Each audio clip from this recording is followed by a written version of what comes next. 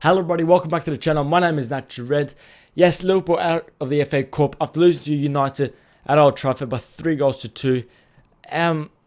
About the performance, it was much better than what it has been recently over the past month since the lovely Palace win 7-0. My thoughts on the game, we were better. We were much better than the past month, like I said. We've been absolutely dog shit recently. But once again, some individual errors from some inexperienced players have cost us, and it turns debate into the Liverpool fan base in terms of FSG and everything and so on. But I want to talk about the performance first of all, and then we can talk about transfers and all that crap afterwards. So the performance, we're much better than recently. We were a bit more creative on the ball. We were moving the ball a bit more faster. At times we were a bit sluggish, a bit slow, playing possession but doing nothing with it, doing fuck all, just passing around the back just for possession's sakes. But some moments we looked really good, we were looking sharp, we were playing one-touch football, playing triangles around the edge of the box, and we looked good at times. I thought Firmino, when he was dropping a bit deep and just playing sort of as he always plays, Firmino, back to goal, and he draws the defender to come with him, and he just lays it off and just spins and goes to the box. That's his role, and he did. And a couple of times he was really, really good, and he played a lovely ball into Salah. The first goal, the ball got into play to his feet. He didn't have a defender. He turned, and he had time to play a pass, and Salah made a beautiful run. It's a world class finish from Salah, and it was a lovely goal. But the other three goals from United were they bad moments? That they were just poor individual moments that each goal you could pinpoint it. Yeah, that you should have done better. Reece Williams. Let's talk about Reece. Young Reece Williams, 19 years old. He played National League last season, and now he's being drawn into the deep end, basically, and saying, hey, you're in the deep end, swim your way out there. Or stay afloat. And he made, he was all right in the air. In the air, he was decent. Won everything in the air, cleared everything. Each header from crosses and so on, from long balls. But on the ground, I thought it was slow to everything. And Rashford had him on toast most of the time. And Cavani is not. Cavani is more of a target man. So he did okay against Cavani at times, but against Rashford, especially at times where Trent was bowling forward, and usually have a Gomez and Matip, quick centre backs to try and get there. Matip's not quick, but he's quick on his feet. Or sharp on his feet. Or you have Henderson right there to cover Trent. But we didn't have that today. We had Wijnaldum, who doesn't usually do that well. So Trent was bombing up, and where we want him to be, we want him, to be on the edge of the line, right? Bombing deep, basically. What I'm trying to overcomplicate my words, trust. So we want him to do that, and so many times Rashford's there, and that's what I did. McTominay picked up the ball, Pogba picked up the ball in the middle of the park, and they didn't give a fuck about our midfield. They just went right over the top to the sides, on both sides, where Greenwood was, Rashford was, and that's where we stuffed up. Greenwood's goal is basically stuff you centre back, stuff you midfield. We'll just go over the top, or Rashford and Reece Williams will try and come in and come in with the slide tackle, and he missed it. It was about 3 or 4 times. It was like a replay. It was like again, fucking hell, again. But it is his fault.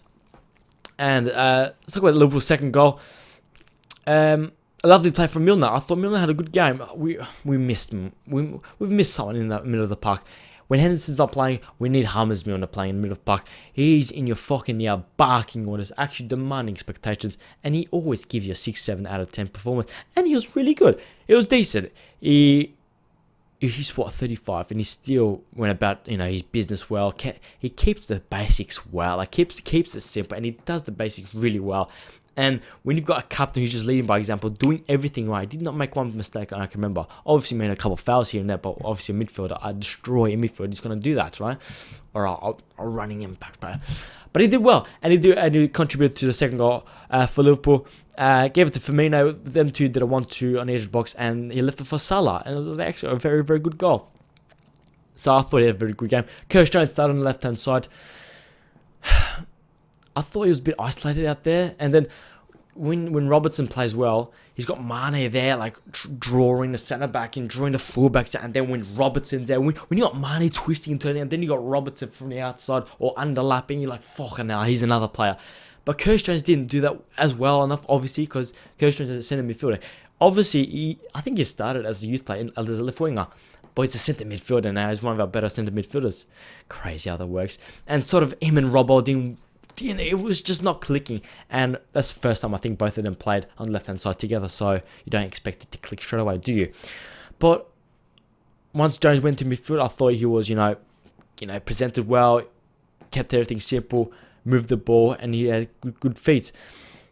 Obviously, Fernandes with the free kick. He's a fucking hell. He's such a good player. And I thought could have Alisson done a bit better there. We need, because Fernandes because the free kick was on the edge of the box. And thinking, right, it's probably too close to go up and over the ball and dip. So you're thinking, right, Alisson probably should have, right, I'm going to trust my wall and try and cover myself. But he sort of got stuck in between, sort of, and then it's like a split second, and he didn't go as well. And that was the final goal. In the last 10 minutes, we were sort of like hoofing the ball up, because I thought the start of the second half, we conceded it, but about 20 minutes in the second half and about the first 20 minutes of the first half, I thought we looked really good and we created good chances. We were patient with the ball, and we were playing around them without ease. Without ease. What's the saying?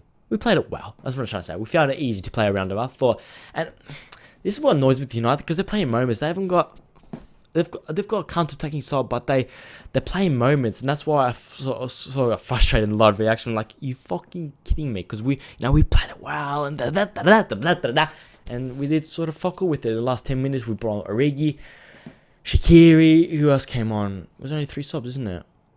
Yeah, because Mane came on. And like, Origi again. I'm thinking, Minamino, where is he? He started against Palace. He played his best game for the club against Palace. Scored a goal. Did really well. I think he got another assist or 2. And it was excellent. And then we haven't seen a minute from him in the Premier League. I think he started against Villa in the Cup, in the third round of the FA Cup. But we didn't see much from him since. I'm thinking, Origi is starting, like, getting on. And I know he's more of a striker. You can put balls into him and he can hold it up and he could get a shot off. But Minamino's a bit more nippy. He's a bit more Firmino-like. A bit more like a number 10. But he's small. Yeah, you know what I mean. But it's just weird, because he was at his highest peak at Liverpool. It's like, yes, I'm feeling confident now. And he hasn't played since. I don't know if he's doing anything wrong in training or anything. Let's talk about the centre-back issues. Terrible form continues. And we've got Reece Williams and Nat Phillips. Matip obviously played against Burnley and was Liverpool's best player on the pitch. That's the thing with Matip. He can have an injury for 3 or 4 weeks. And he doesn't need any games to come in and play well. He's relatively match sharp all the time. He's match fair. Or not match, like, you could chuck him to a game without having previous minutes and he'll do well. He's a weird player. He's one of those unique players that you don't need practice games or games to go into match sharpness and so on and so on. And he was rested, so you play against Tottenham, and Henderson was also not fit, so he'd probably play against Tottenham. So Reece Williams, and he's being thrown into the deep end. Like I said, he played National League last season. And when we got rid of Dejan Lovren, thinking, right, that's the risk we're going to take. We're going to bring in Thiago, and Fabinho will be our fourth choice and a half if we have a couple of injuries. In fact, we've had, extraordinary amount of injuries, and then it's not likely when you have one of the 2 best centre backs in the world injured for 10 months. You're thinking, fucking, and then you got injury-prone Matip, who is fucking world-class in his day, but you can't guarantee him to start. He can play 6 world-class games in a row and then get a little calf niggle, a quad injury, and he's out for a month. So that's the thing with Matip, and that's the risk we're going to take. That's the risk when we bring Thiago in. Let's not send Son as centre-half. Let's just have Fabinho as our second, or as our fourth choice centre-half, for example. And then we got rid of Lovren for free. Keanu Hoover went out. And we didn't bring a centre-back. And it's a risk you're going to take. But on Twitter, there's a bit of a backlash now for the owners saying spend. And Klopp's been addressing some of these things in the media. And you don't often see that with Jurgen, do you? he often doesn't say anything about transfers and the board, the committee of the hierarchy above him, about signing players, about the conversations they have. He usually keeps, usually doesn't give much about. It doesn't give much to the journalist. But he has done recently. He's done like things, and he's mentioned. He said like, I need a centre half, and I've told him I need a centre half, and I don't know if it's being a bit of unrest there, or because usually Jurgen, because when we wanted Van Dijk, we didn't sign another one. Van Dijk didn't come. We wanted him in the summer or June, July transfer window, right before the season started, and he's like, right, let's not panic. We've got Matip, Lovren, and Sacco, or we had Klavan or whatever. We had those centre backs, and think, right, we're not going to sign a centre half. We're going to wait for Virgil in the January transfer window, and that's what we did. And at this point now, I'm thinking, does Jurgen throw away that long term plan and thinking, right, we've got Jurgen for another 3 years. Let's just build trophies now, and because I think clubs can get lost track of saying to the future. No. Let's fucking win trophies now. Fuck the future. Win trophies now. We've got boss young players. We've got we've got a fantastic youth academy, right? We've got good young players in the squad. Let's fucking win trophies now. We've got world-class players in their peak and for another 2-3 years at least. Virgil, almost 30. Salah, Mane, Firmino, Henderson. Those players, right? Think you... Fuck that. Let's win trophies now. And we've got now the 25th of January thinking, right, this will be a negligence if we don't sign someone, because relying on Matip is a big risk and it won't work. And relying on Nat Phillips or Reece Williams, you can have a good game, an odd good game here and there, but they're just not good enough. Reece Williams is being chucked in the deep end without his fault, and he will get abused on Twitter by absolute fucking morons. But that's not his fault. He was their 9th choice defender last year, 10th choice defender. I knew about him, but only as a name. And he had Phillips, who was in Stuttgart last year, 2nd Bundesliga. So that's the worry. And then people saying FSG out and FSG in, and you on Twitter, you have to be in one camp or the other. You can't be in the middle because you're not a super fan. You're a disgrace to the LFC fan. And thinking, no, they've won us the Premier League, World Championship. They've hired Jurgen Klopp. They've got credit in the bank. But this should also not be negligent. They should also not show negligence. And let's sign a centre half, because we are dropping points. We are losing games with them, with those players at centre half, and it's not their fault. Even Henderson centre half, we're losing the midfield battle with Henderson. So yeah, that's my thoughts.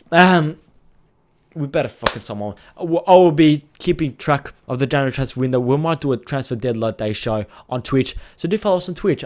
That's where I might do both on YouTube and Twitch. We'll see how we go. But yes, do follow us on Twitch. And also subscribe to my second channel. It's a podcast channel. It's nothing to do with footy. It's all about chatting shit with my mate, basically. So yeah, go check it out. Like the video, subscribe, follow us on social media platforms. And let's hope this terrible run ends, because we got massive games ahead. Sound. See you guys.